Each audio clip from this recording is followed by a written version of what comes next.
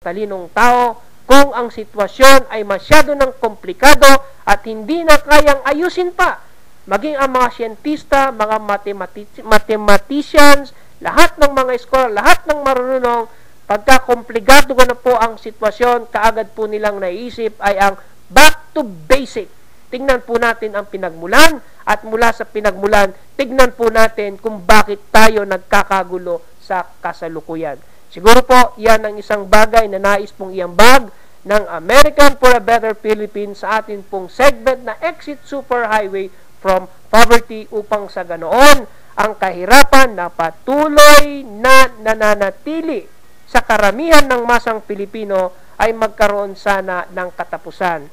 At kailangan po ng ating mga leader sa reliyon, leader sa politika, ay magkaroon po sana ng pagkakataon na mag-isip at pakinggan at medyo gayahin ang tinatawag na back to the basic. Balikan po natin kung saan tayo nagsimula upang maresolba ang komplikadong sitwasyon sa kasalukuyan na kung saan ang question ay napakarami ng mga taong patuloy na naghihirap samantalang iilan lamang ang mga taong patuloy na yumayaman sa kasalukuyang panahon.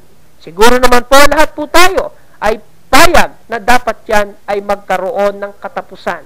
Kaya sana tingnan po nating lahat at isigaw po natin at hilingin na tayo po ay bumalik sa nakaraan, back to the basic, balik po tayo sa pundasyon kung saan tayo nagsimula upang maayos ang kasalukuyang panahon.